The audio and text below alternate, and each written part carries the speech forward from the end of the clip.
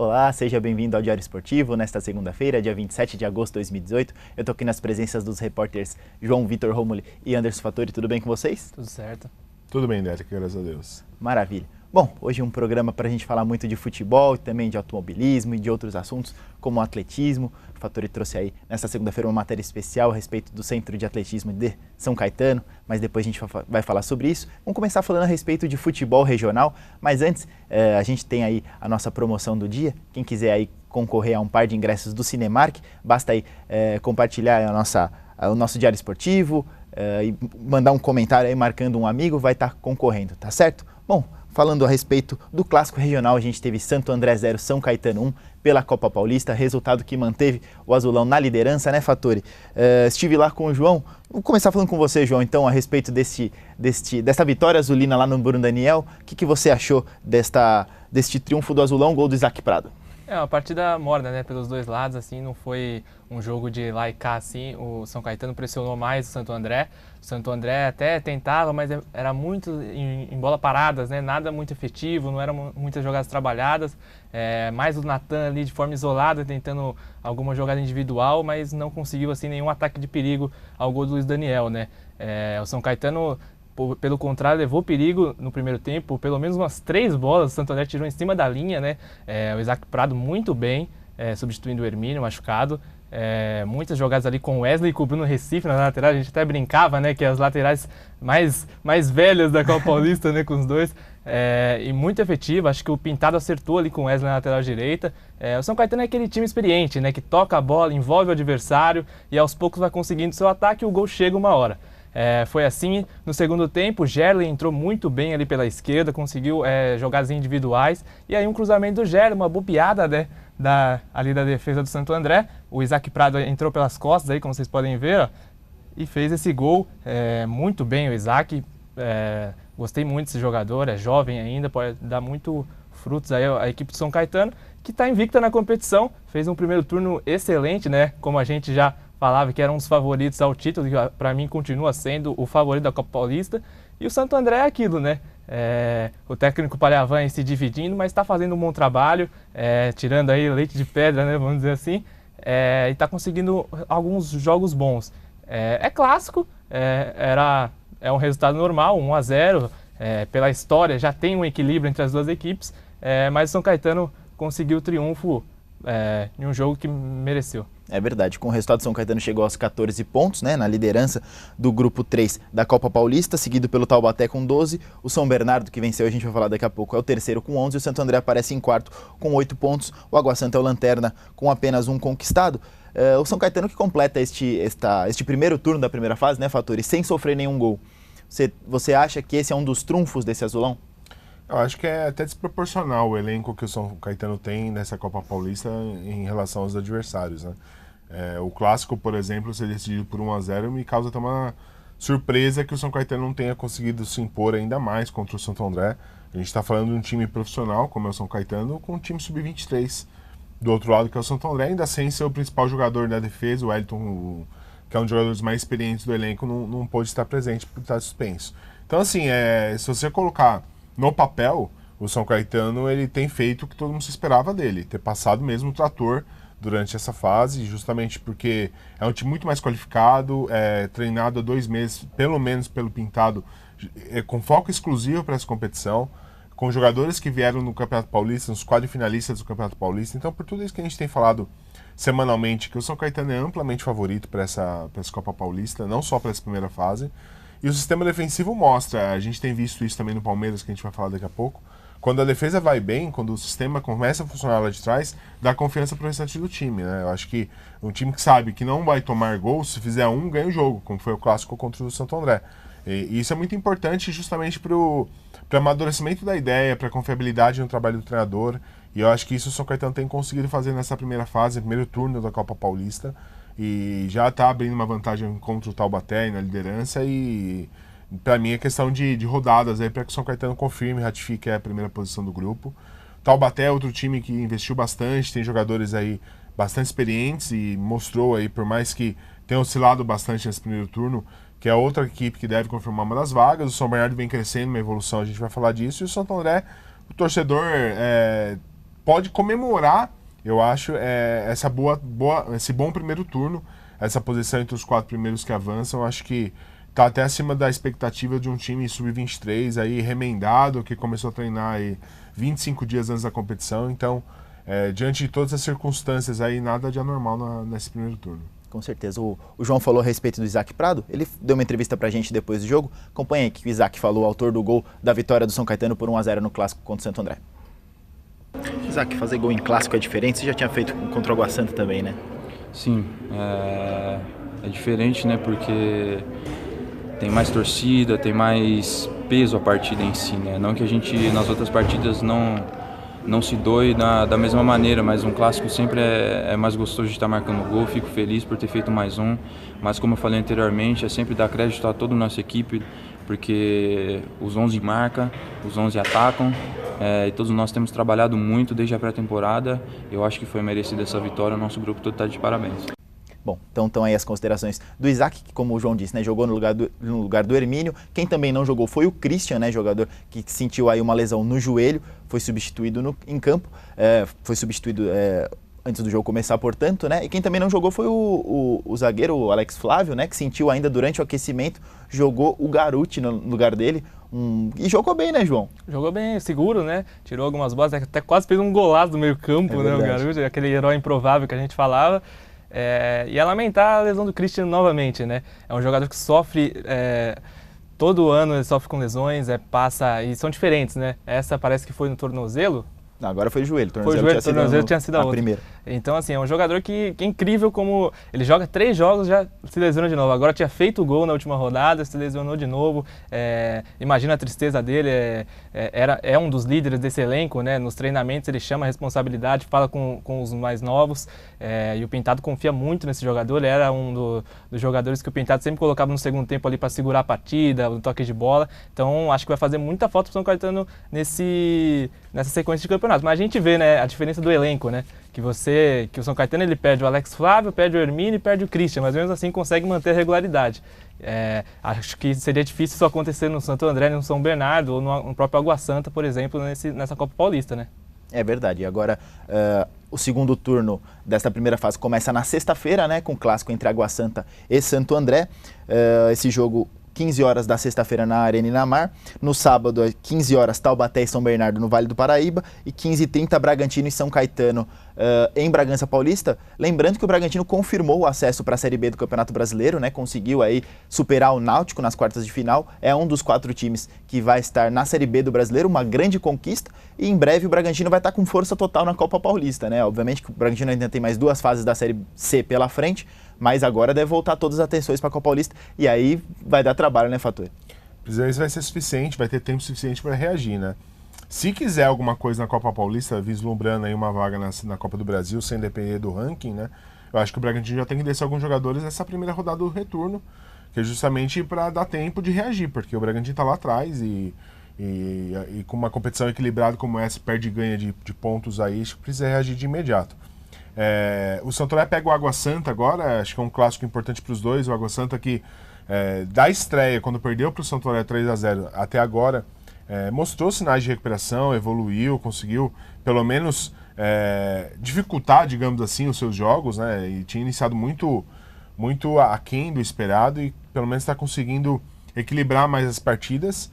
E o Santo André, o João disse aí que o São Caetano perdeu 3 jogadores e conseguiu manter o padrão, né? O Santo André não conseguiu até agora substituir o Matheus Santiago e o David Ribeiro para mostrar justamente que saíram na primeira rodada, né? Essa disparidade. O Santo André iniciou a Copa Paulista voando, fazendo 3-0 com a Água Santa, com um golaço do David Ribeiro, enfim, e os dois saíram e o Palhavanta até agora, buscando alternativas dentro do elenco, tentando com o Natan, com o Frank, buscando opções ali com o Vinícius Rodrigues e o Tanque, né? O Vinícius Tanque, para tentar suprir esses 2 jogadores que eram promissores, estão lá no futebol da Turquia.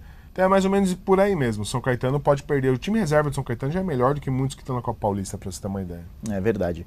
Bom, e quem também se deu bem na rodada, como a gente disse, foi o São Bernardo, fez 3-1 sobre o Santos lá no Inamar, né? O 1º de maio está novamente interditado por falta do laudo da Vigilância Sanitária, né?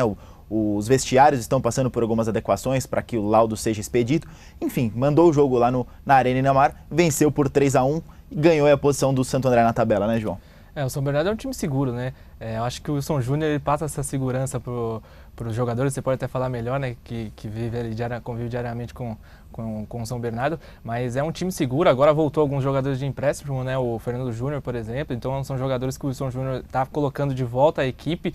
A gente até pensava que o São Bernardo ia passar como Santo André, com um elenco mais jovem, mas parece que vai estar mais um misto, né? E o time está conseguindo se estruturar, está conseguindo ao longo do campeonato evoluir, né? A gente tá vendo os gols aí do... Esse é o gol do Nicolas, né? O segundo gol, que foi o gol de cabeça do São Bernardo.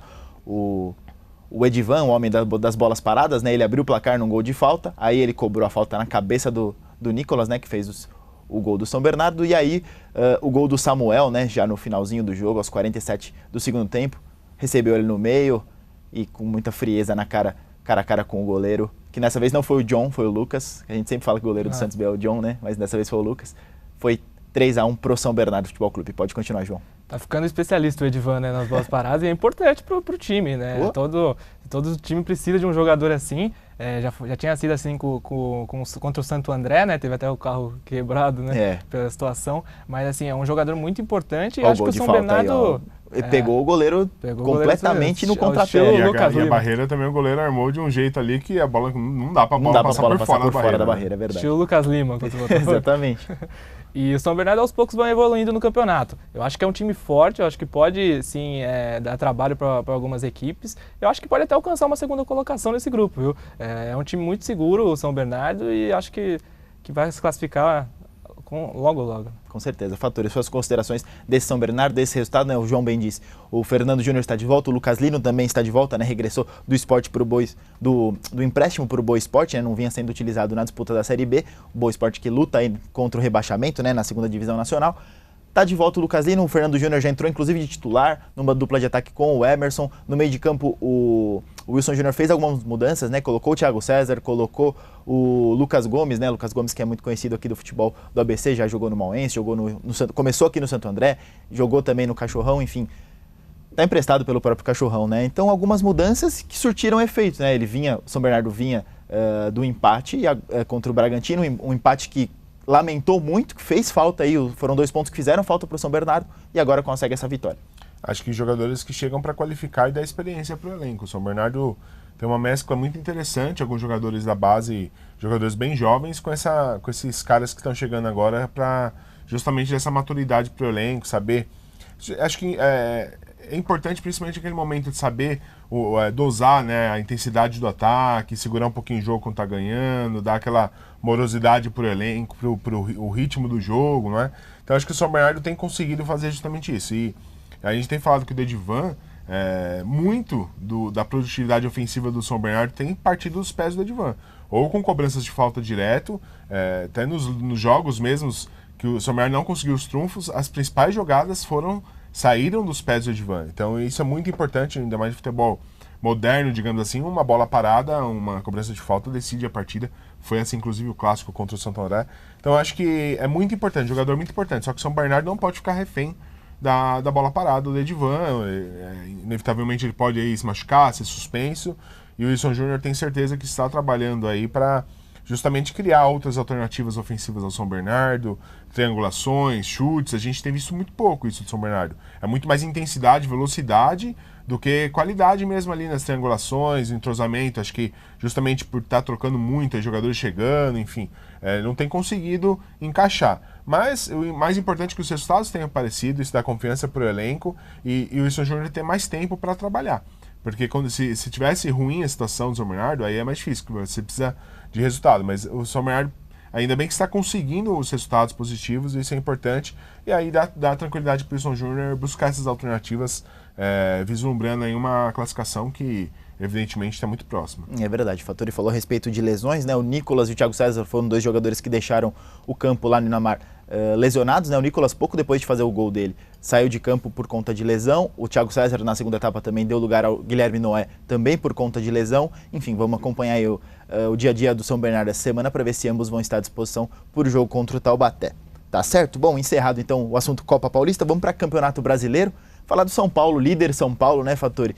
Conseguiu vencer o Ceará. Muito esperava-se, né, que fosse golear o Ceará, mas 1-0 foi goleada pelas circunstâncias do jogo e parabenizar a torcida de São Paulo, né? Mais de 57 mil pessoas, o terceiro maior público do Campeonato Brasileiro até aqui. A torcida, pelo menos, está fazendo a parte dela. Junto com o time está fazendo a parte dele também. De fato, São Paulo tem feito o Campeonato Brasileiro muito consistente, muito regular, né? Perde poucos pontos. E esses 57 mil pessoas vêm para acabar com aquela... O jogador odeia esse horário das 11 horas, o treinador odeia esse horário das 11 horas, justamente porque muda bastante a rotina dentro do elenco, mas a presença de público nessas partidas mostra que, por mais que os principais responsáveis pelo espetáculo não gostem, o torcedor gosta. E o Morumbi lotado representa justamente isso. Dentro de campo, o São Paulo amplamente favorito, tecnicamente muito melhor que o Ceará, se bem que o Ceará evoluiu muito com a chegada do Lisca. É um time que oferece uma resistência muito grande, conseguiu armar um sistema defensivo ali de forma a parar o que o São Paulo tem de melhor, que é justamente o meio de campo, com Rojas, Everton e Nenê e Diego Souza centralizado. Ofereceu bastante resistência, tanto sofreu gol só no segundo tempo, teve uma oportunidade de ouro para vencer a partida antes mesmo do gol do São Paulo. O Sidão, aliás, o contestado Sidão, fez uma defesa num reflexo, a bola foi meio que em cima dele, mas ele não tentou adivinhar onde o jogador do Ceará buscaria a bola, ele fechou bem o ângulo e também por isso fez a defesa. E o São Paulo, que a gente fala, né? O Bruno Pérez lá na frente, né? Depois, numa tentativa do Aguirre de mandar o time para frente, acabou fazendo o gol. Foi um erro do zagueiro do Ceará, se você perceber no lance, quando o Reinaldo faz a fila ali, o Bruno Pérez está na linha de impedimento, o zagueiro vai lá para dentro do gol, não sei porquê, o que deu nele, ele talvez tenha perdido a noção de espaço ali, foi para dentro do gol e aí ele deu condição totalmente pro... Exatamente, tem um zagueiro, aquele zagueiro que está dentro do gol, ele dá a condição para o Bruno Pérez ficar livre. Nesse momento do passe do Diego Souza, se esse zagueiro não está dentro do gol, está impedido. Então, normalmente, olha lá, o zagueiro vai para dentro do gol e aí o Bruno Pérez fica ali na linha da zaga para fazer o gol. E foi muito bem. O Reinaldo, no lance, achou um espaço onde não tinha. E o Diego Souza também. Ele percebeu que não dava para finalizar, foi solidário com o time, tocou para o Bruno Pérez e acabou fazendo o gol. O São Paulo está muito bem, muito constante. O time... o Aguirre conseguiu implantar sua filosofia e os jogadores entenderam. Então, por mais que ele mude, mescle, não jogou Arboleda, por exemplo, o time mantém uma consistência muito interessante. Não por acaso é líder do campeonato, abriu 3 pontos do Internacional, que acabou empatando com o Palmeiras em 0-0, a gente vai falar disso.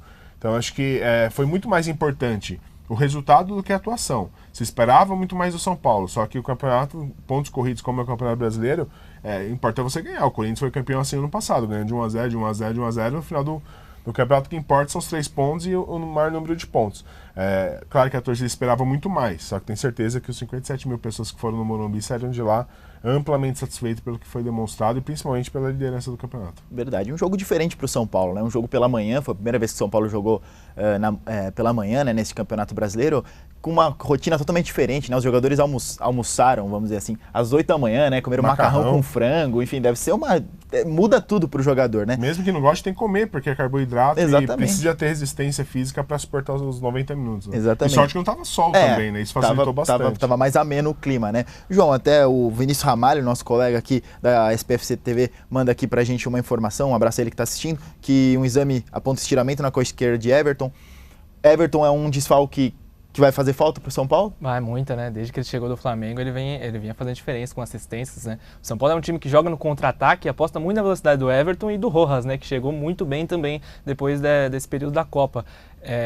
Então, até por isso o São Paulo sentiu alguma dificuldade contra o Paraná, que empatou, e contra o Ceará, porque são times que jogam fechado, né? O São Paulo está acostumado a pegar os times abertos no contra-ataque e matar ali o jogo. Mas mesmo assim conseguiu pressionar. O goleiro Everson trabalhou muito bem, né? Se não fosse ele, o São Paulo até poderia ter ampliado mais esse placar.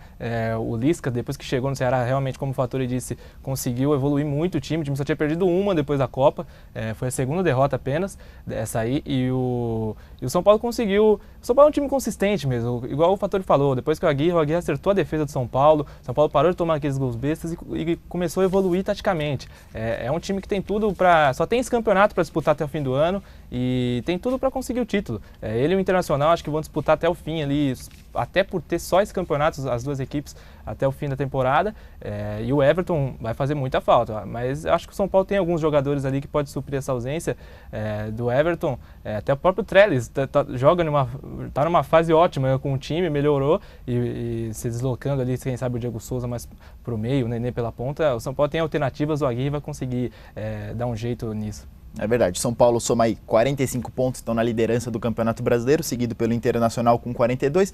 A tabela está aí na tela para você acompanhar, o Flamengo com 41. Aliás, São Paulo foi muito ajudado pelos rivais, né? Porque o Palmeiras empatou com o Internacional lá no Sul e o Flamengo empatou com o América Mineiro lá em Minas Gerais. Falar então desse Inter 0, Palmeiras 0, Fattori. O que faltou para o Palmeiras sair? Não vem com uma resposta falar que faltou o gol, porque isso é óbvio, mas o que faltou para o Palmeiras vencer lá no Sul?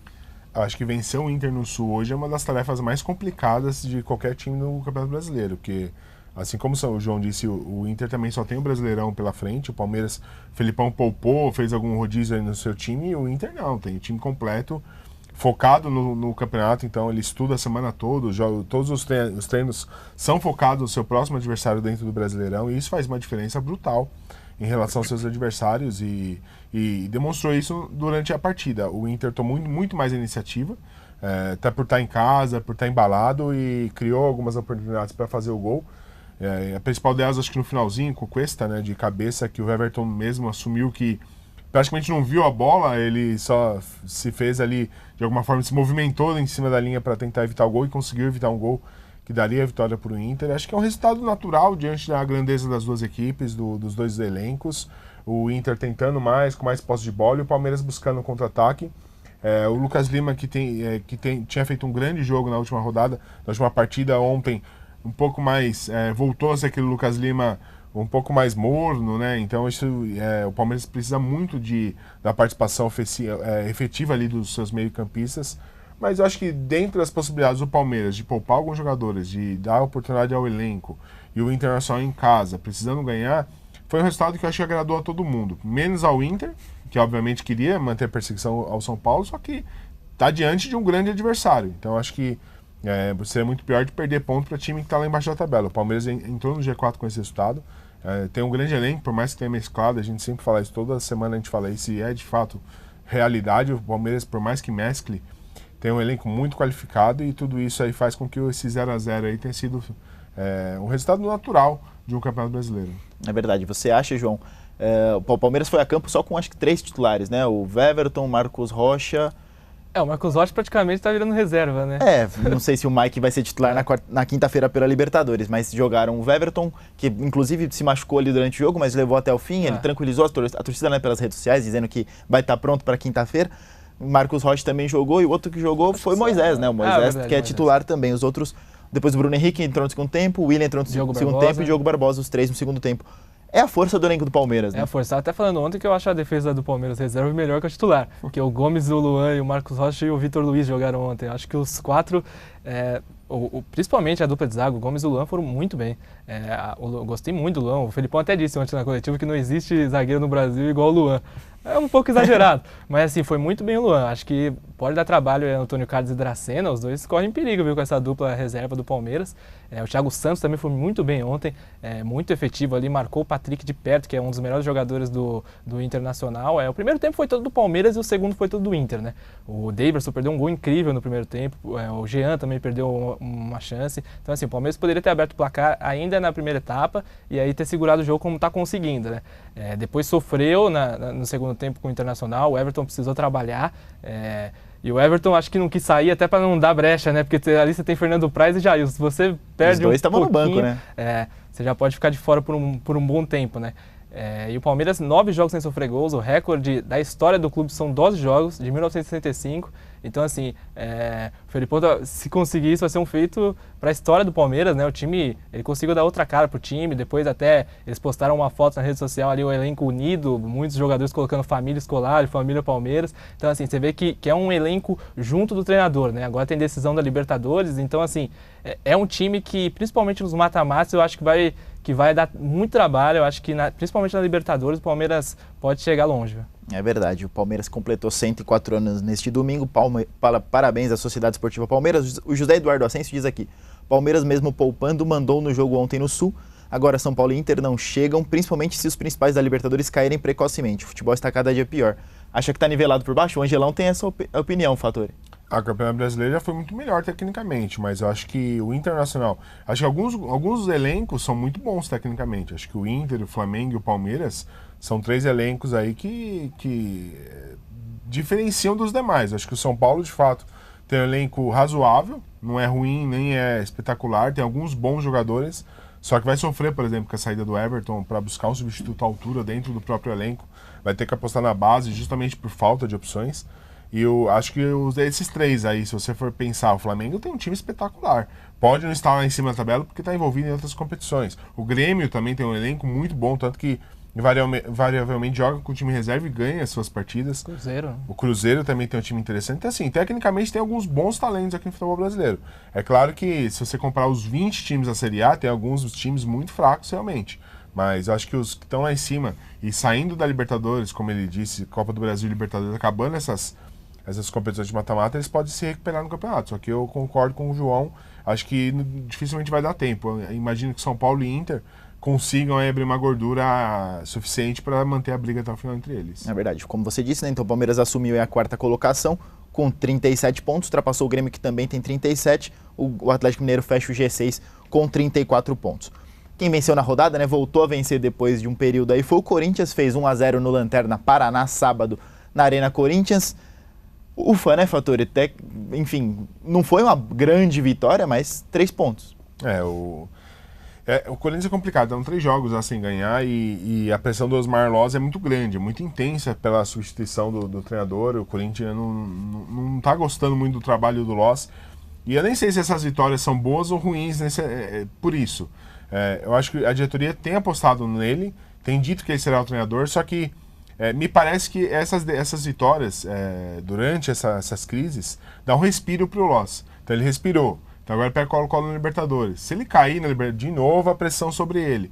Então é difícil manter um treinador nessas circunstâncias. Ou o Corinthians de fato assume que vai ser o Osmar Loz e vai ser ele até o final do ano, e para acabar com qualquer rumor de substituição do treinador, ou substitui de uma vez para dar tranquilidade. Me parece que o Corinthians está um pouco intranquilo com ele no comando, ou ele não tem conseguido dar um padrão tático para o time muito limitado tecnicamente, a gente já falou isso outras vezes, faltam opções ali praticamente todos os setores, quando perde jogadores é difícil conseguir repor a altura, recorre à base, jogadores, improvisações constantes.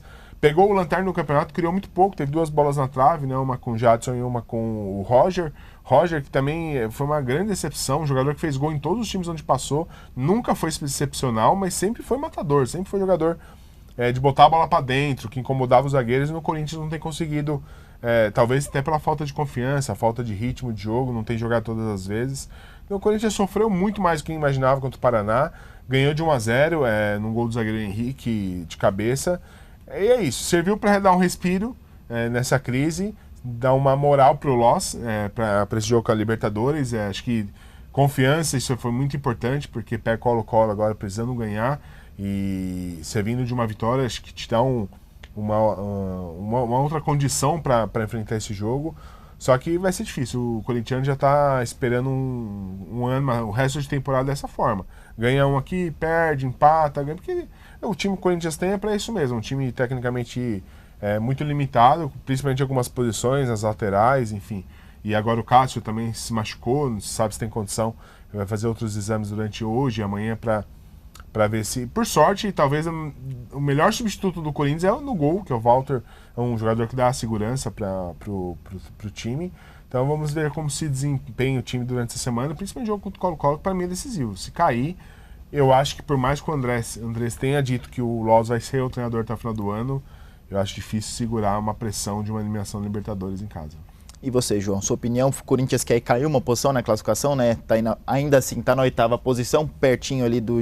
Aliás, pertinho, mas não muito, né? Tá 5 pontos atrás do G6, ganhou com o gol do Henrique. O que a gente havia falado na semana passada, né? O Loz não tem material, né? O Cali também não tinha na temporada passada e mesmo assim conseguiu fazer um trabalho. A torcida do Corinthians achou que o time ainda poderia conseguir manter esse ano, mas ainda perdeu o Balbuena, perdeu o Rodriguinho. Então, assim, o Loz não conseguiu dar sequência ao trabalho do Carille, isso é claro. E o Andrés, eu acho que o Andrés carrega muito aquela experiência com o Tite, que ele teve do Tolima, né? Foi eliminado pelo Tolima, manteve o Tite, aí depois veio o Libertadores, conseguiu ganhar o Mundial. Então, assim, o Andrés, ele não demite treinadores assim.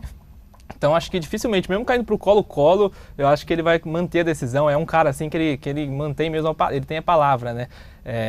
Acho difícil, acho que o Corinthians vai se manter ali no meio da tabela mesmo, como a gente tinha dito na semana passada. O campeonato do Corinthians, para mim, é a Copa do Brasil, que são 4 jogos, totalmente um campeonato factível para ganhar o título. Vai pegar o Flamengo agora, dá para ganhar, mata-mata. Então acho que a competição que o Corinthians tem que apostar. O Roger realmente, como o Fattori disse, é uma decepção, porque seria um centroavante titular da equipe. O Romero tá tendo que jogar improvisado, o Romero não pôde jogar essa partida porque estava suspenso, né? Aí o Roger entrou.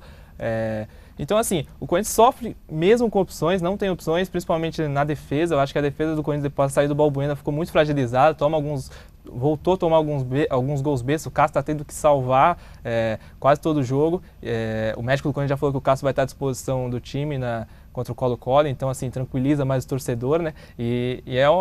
A torcida vai ser muito importante para o Corinthians virar esse placar contra o Colo-Colo, né? Porque o Colo-Colo é um time experiente, tem Valdívia, tem Barrios, então assim, é uma competição que exige ali da torcida, de doar o sangue, e acho que o torcedor do Corinthians pode empurrar o time, porque eu acho que esse vai ser o diferencial. É verdade, o Colo-Colo que vai jogar de verde, né, quarta-feira, porque o que vai ter de palmeirense torcendo para esse Colo-Colo do Valdívia e do Barrios não está escrito. E o Santos, se há 3 semanas a gente falava que está tudo errado no Santos, parece que alguma coisa mudou, está dando tudo certo para o Santos, venceu o Bahia por 2-0. O Santos está naquela luta lá embaixo, Fattori, mas naquelas lutas diretas contra adversários da parte de baixo tem saído bem, né? Foi mais um dessa vez, tinha vencido o Sport, agora venceu o Bahia. O Santos evoluiu, até para minha surpresa, o Cuca mudou o estilo que ele vinha acostumando a jogar com o centroavante. Ele gosta de jogar com o centroavante fixo dentro da área. Ele percebeu, na verdade, ele foi obrigado a mudar porque ele percebeu que a diretoria não vai trazer esse jogador que falta no elenco do Santos, um jogador de área. Falou-se Wagner Love, falou-se em Jô, e o Santos vai ficar com vai ter que sobreviver com o Gabriel. Eu acho que o Gabriel foi importante nessa mudança de postura. Acho que ele entendeu que o Santos depende muito mais dele do que ele imaginava. E o Gabriel não tem tido atuações espetaculares, mas muito voluntarioso, voltando para ajudar na marcação, participando mais das partidas. Acho que isso é muito importante para um jogador. O Gabriel tem uma qualidade técnica, não é também espetacular, mas ele sabe jogar, sabe se posicionar, sabe fazer gol. E acho que ele entendeu essa sua responsabilidade dentro desse elenco e isso fez com que o time evoluísse. Claro que ele tem contado com uma boa atuação do Herlis Gonçalves, aliás, um golaço de 3 dedos, que abriu o placar contra o Bahia. O Bahia tinha perdido um gol, o Edgar Júnior embaixo do gol não conseguiu fazer. É aquela coisa, quando a fase é boa, as coisas começam a acontecer. Esse gol que o Edgar Júnior perdeu há 20, 30 dias, o Santos tomaria, certamente. A fase é boa, a bola passa pelo Vanderlei, o Vanderlei também, quando é exigido, fazendo boas defesas. Então são 3 jogos já que o Santos não toma gols. Para uma defesa, como a gente sempre falou aqui, limitadíssima do Santos, isso é um feito a ser muito comemorado. São 3 jogos sem ser vazado, e da mesma forma como acontece com o Palmeiras. A gente falou aqui do São Caetano também. Quando o sistema defensivo funciona, dá confiança para o restante do time evoluir também. Você não fica com aquela sensação que vai tomar um gol a qualquer momento. A defesa está funcionando, os outros setores automaticamente ganham um pouco de confiança também. E acho que foi uma vitória especial por ser uma briga direta ali pelo meio da tabela. O Santos já se livrou um pouco ali da parte de baixo do rebaixamento, ainda não está totalmente livre, o campeonato é muito longo, estamos apenas na segunda rodada do retorno, mas o Santos tem mostrado uma evolução capaz de tirar o time ali de baixo. Acho que se continuar nessa pegada aí, o Santos é capaz de entrar ali até na briga num G6 de Libertadores. E o Bahia tem tido atuações muito regulares também, então foi um adversário que dificultou a partida. O Santos fez 1-0, depois um contra-ataque matou a partida. Acho que o torcedor está... E o torcedor também de volta à Vila Belmiro. É importante destacar, o Santos ter feito promoções de ingresso, o torcedor tem correspondido. E essa união de time e torcida pode fazer com que o Santos, mesmo tecnicamente bastante limitado, consiga aí prevalecer sobre seus adversários, especialmente na Libertadores. Né? Verdade, amanhã joga amanhã. Né? Exatamente, o Santos joga amanhã para a Libertadores, né? Decisão, né, João? Então, são esses resultados somados, né, tanto no Campeonato Brasileiro quanto na Libertadores, né, o primeiro jogo lá na Argentina. Agora parece que chega com um pouco mais de, pelo menos, moral, né, um pouco menos pressionado para esse jogo amanhã no Pacaembu. É o que a gente tinha falado, o Cuca é especialista em animar o elenco, né? Já tinha feito isso no Fluminense, no Atlético Mineiro, o próprio Palmeiras no Campeonato Brasileiro que venceu em 2015, 2016. Então, assim, era esperado que o Cuca ia conseguir animar esse time. Os gringos que me surpreenderam, eu não esperava que o Derlis conseguisse esse futebol que está tendo, o Brian Ruiz também ali no passe, o Carlos Sanches. Aliás, o Carlos Sanches, o torcedor do Santos tem que ficar atento que hoje vai sair o julgamento da Conmebol. Exatamente. Então, assim, o Santos pode ser punido pela escalação, né, irregular do jogador e pode perder o jogo por WO 3-0 então seria quase muito difícil virar o jogo amanhã com 3-0, né? Então, assim, o torcedor do Santos tem que ficar atento hoje que ainda sai a decisão da Conmebol e aí pode complicar a vida do Peixe na Libertadores, né? No Campeonato Brasileiro eu acho que é isso, o Campeonato do Santos é com os times lá de baixo, tem que vencer esses times mesmo, o Bahia, o Sport, o Atlético Paranaense, não adianta vencer o São Paulo e o Internacional e perder para esses times, porque é ali que ele está disputando. Quando sair dali dá para pensar em algo maior, mas agora é focar na Libertadores, ver a decisão que vai acontecer hoje, pela decisão da Conmebol e focar no jogo de amanhã pela Libertadores, que se manter o 0-0, acho que o Santos tem grande chance de avançar. É verdade, vamos aguardar aí o que vai ser definido desse julgamento, né? Só para lembrar, o Carlos Sanches, né? Ele teria que cumprir aí uma suspensão de 2015, né? Pelo River Plate. Exatamente, e não foi cumprido, então ele teria que ter cumprido nesse primeiro jogo do Santos lá na Argentina, teoricamente o Santos achou que estava fazendo tudo certo, escalou ele jogou e agora a Conmebol vai julgar. O Santos falou que olhou o site da Conmebol, não dizia nada, né? E ainda falou que teve uma reunião com o Independente antes da partida, o Independente não falou nada, o presidente só ficou indignado, falou que estava tudo armado, né? Já agiu de má fé. Então, assim, era esperado, né? Os times argentinos, sul-americanos, assim, eles fazem essas coisas mesmo. A catimba... vale tudo, né? Vale tudo. E até houve essa semana uns boatos que a Libertadores poderia parar, né, por escalações irregulares. Descobriram que um jogador do River Plate também estava irregular, então eles estavam tentando analisar quais jogadores de outras equipes também estavam jogando de forma irregular, né? Mas parece que não, vai continuar nessa semana. E vamos aguardar aí o que vai dar. É verdade. Bom, encaminhando para a parte final do nosso Diário Esportivo, a gente teve Fórmula 1 neste fim de semana, o Grande Prêmio da Bélgica em Spa-Francorchamps. Quem venceu foi Sebastian Vettel, né, com uma manobra aí em cima do Lewis Hamilton logo na primeira curva da primeira volta. Aliás, na terceira curva da primeira volta. Pegou a ponta, não mais soltou, né, a primeira volta que ficou marcada por um acidente aí que o carro do Alonso foi acertado do Hülkenberg e foi lançado para cima do Leclerc, né? E o assoalho do Alonso pega no ralo, né? Aquela proteção feia pra caramba que fica em cima do carro, mas enfim, protegeu aí o capacete do piloto monegasco e enfim, pelo menos foi útil, né? Se é feio, tudo bem, mas se foi útil, é para isso que tá ali, é para isso que vale. Com a vitória, o Vettel diminuiu a liderança do Hamilton para 17 pontos, a desvantagem, né, do Hamilton para 17 pontos. E agora a gente tem o GP de Monza nesse próximo fim de semana, GP da Itália, vamos aguardar. E para encerrar, Fattori, fala um pouquinho da matéria especial que a gente trouxe na edição dessa segunda-feira do Diário do Grande ABC, uma matéria sobre o Centro de Atletismo de São Caetano, né, na Vila São José, antiga casa da BMF e da B3, que de uma hora para outra acabou. Pois é, um centro que foi construído e inaugurado em 2012 com custo de 20 milhões, né? É o mais moderno centro indoor do Brasil, a gente está acompanhando as imagens, e está dessa forma hoje, é um galpão vazio, praticamente sem nenhum equipamento, apenas equipamentos de academia ainda estão lá. Para as pessoas entenderem, a BMF, que é B3 agora, né, a Bolsa de Valores de São Paulo, que mudou de nome para B3, em janeiro decidiu mudar seus investimentos, tirou o investimento do esporte, vai investir na área educacional e avisou a Prefeitura de São Caetano que não teria mais interesse em manter a parceria e utilizar esse espaço na Vila São José, e que estava cedido há 20 anos para a B3, né? Então começou em 2012, então teriam 20 anos para ser explorado, e a B3 informou a Prefeitura que não gostaria mais de continuar, justamente por essa mudança dos investimentos. E então, desde então, a Prefeitura tem buscado alternativas aí, não conseguiria manter a equipe de atletismo, que é a melhor equipe do Brasil, tinha grandes nomes aí, nomes que inclusive defendem a seleção brasileira de atletismo, Olimpíada, Mundial, enfim. Então, esses atletas acabaram ficando órfãos aí, até junho manteve a estrutura lá na Vila São José, e aí acabou o contrato de fato, 6 meses que a B3 deu para a Prefeitura se programar, tirou os equipamentos de alto rendimento, levaram para a Orcamp, que seria uma equipe B da B3 lá em Campinas, que para onde foram também, a maioria dos atletas aí que não tinham para onde treinar, foram para o Camp, tem um compromisso de manter o salário deles pagos até dezembro e depois eles vão ter que buscar apoio, enfim, é uma situação complicada que vive o atletismo brasileiro. E o espaço na Vila São José ficou vago, a prefeitura espera usar aquele espaço para lutas, então vai abrir uma licitação nos próximos dias para limpeza do espaço e pintura das suas paredes, enfim, mudar a estrutura ali e colocação de tatames para passar a hospedar ali as lutas. Judô, taekwondo, enfim, karatê. Então acho que São Caetano vai fazer o uso ali dessa forma.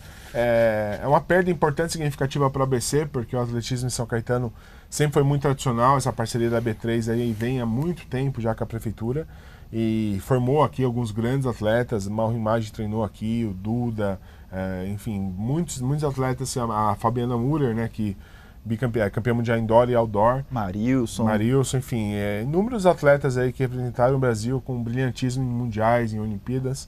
É uma perda para o esporte da região, não ter mais eles por aqui. E mais do que isso, a gente torce para que a Eurocamp consiga aí, de alguma forma, um patrocínio para manter esses atletas em atividade. A gente pensa em o ciclo olímpico da Olimpíada de Tóquio 2022. 2020, desculpa. Então, assim, estamos aí há 1 ano e meio, mas praticamente, e se imagina a equipe de atletismo, os principais atletas do Brasil não tem onde treinar. Em ano olímpico, seria uma coisa inimaginável e é o que pode acontecer. Então a gente torce muito que a Eurocamp consiga, de alguma forma, com o governo ou com a iniciativa privada, consiga manter essa equipe em atividade, pelo menos, se não aqui em São Caetano, lá em Campinas. É verdade. Vamos aguardar aí as cenas dos próximos capítulos, ver se como São Caetano vai absorver aí, como que vai conseguir realmente adaptar para o pessoal da luta, né, o espaço lá na Vila São José, que seja da melhor forma possível. Destaques finais, então, do Diário Esportivo de hoje, Fattori? Acho que a notícia de hoje para o Santista vai ser o julgamento do Sanches. Acho que isso depende muito da classificação do Santos na Libertadores. Rodada cheia de emoção aí com decisões pela Libertadores. O Corinthians também, como a gente falou bastante aqui, depende muito desse resultado, já que a Copa Paulista está parada essa semana, que nos resta acompanhar essas partidas eliminatórias aí de Copa Libertadores, que mexem certamente no calendário dos clubes e no emocional dos torcedores. Né? É verdade. João? Falar do Água Santa, né, que descansou nesse fim de semana e trouxe 4 reforços, já estão treinando com o grupo, né, os meias Batistas, Sandrinho, Carlos Alberto e o atacante Eric. Mais destaque para o Eric, que tem 22 anos, veio do Globo, do Rio Grande do Norte, fez um bom campeonato potiguar lá e já está treinando com o elenco e parece que tem tudo para um lateral esquerdo se juntar com um grupo hoje, provavelmente vai estar aí na edição impressa de amanhã do Diário. Maravilha, então acompanha aí o noticiário do Netuno amanhã, torcedor do Água Santa, para saber quem é o reforço. O São Bernardo também deve trazer um goleiro aí, já que o goleiro Daniel, infelizmente, sofreu uma lesão grave no joelho, vai ficar aí pelo menos de 6 a 8 meses longe dos gramados, vai ter que passar por cirurgia, que está marcada agora para o dia 13 de setembro. Então o São Bernardo deve trazer um goleiro para disputar a posição com o Rafael Pascoal. Toda a sorte, o Daniel já participou aqui do Diário Esportivo com a gente, né? Então toda a sorte do mundo pro Daniel, tá certo? Bom, o Diário Esportivo fica por aqui. Semana que vem o Diário Esportivo está de volta com outra equipe, na verdade, que eu vou estar de férias, mas Ângelo, Fattori e João vão tomar conta da melhor forma possível aqui do programa. Então, claro, né? Continue interagindo conosco pelas redes sociais. Nosso Instagram é @esportesdgbc, também pelo Instagram do jornal, né? @Diário do Grande ABC. Também o nosso e-mail, diarioesportivo@dgbc.com.br. E é isso daí. Então, semana que vem, o Diário Esportivo está de volta com muito mais do esporte da região, do Brasil e do mundo. Um grande abraço, boa semana a todos, valeu, tchau!